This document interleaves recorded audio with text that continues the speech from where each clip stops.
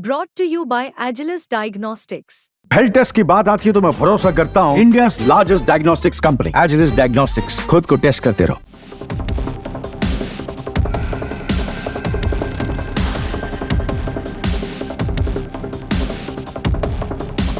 मालदीव के राष्ट्रपति मोहम्मद मोइजू अब फिर से सुर्खियों में आने के लिए बड़ी बड़ी बातें कर रहे हैं।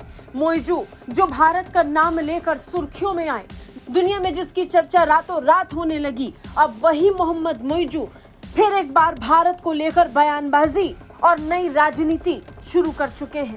मालदीव सरकार ने एक आदेश में फिर से भारत को लेकर तनाव को बढ़ाना शुरू कर दिया है और इस बार यह आदेश उन भारतीयों को लेकर के था जो कि मालदीव्स में भारतीय सुरक्षा कर्मियों की जगह पहुंचे थे। मालदीव सरकार ने एक आदेश में एक बार फिर वहां के कुछ भारतीयों की चिंता बढ़ा दी है। दरअसल भारत से उपहार में मिले डोर्नियर और हेलीकॉप्टर्स को उड़ाने वाले असैन्य कर्मियों की पहचान के सार्वजनिक होने का खतरा अब बढ़ चुका है। इस बार ये विवाद भारत के सिविलियन पर्सनल को लेकर बढ़ रहा है। मालदीव के सूचना आयुक्त कार्यालय ने रक्षा मंत्रालय को उपहार में मिले सैन्य विमानों को ऑपरेट करने वाले भारतीय सैनिकों की जगह आए असैन्य कर्मियों की जानकारियों को अब ऑफिशियल करने का आदेश दे दिया है। यानी वो भारतीय जो असैन्य कर्मियों के तौर पर भारत द्वारा दिए गए हेलीकॉप्टर्स की निगरानी कर रहे हैं।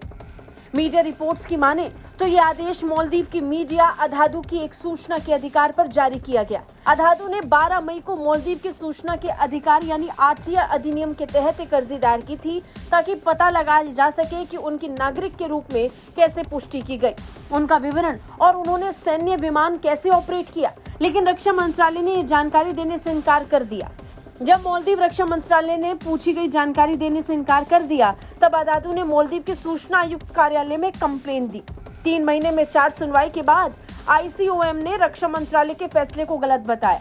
सूचना आयुक्त अहमद अहीद रशीद ने इसके बाद एक लेटर भेजते हुए मालदीव रक्षा मंत्रालय को 5 वर्किंग डे के अंदर अधादू को पूछी गई सारी जानकारी देने का आदेश दिया।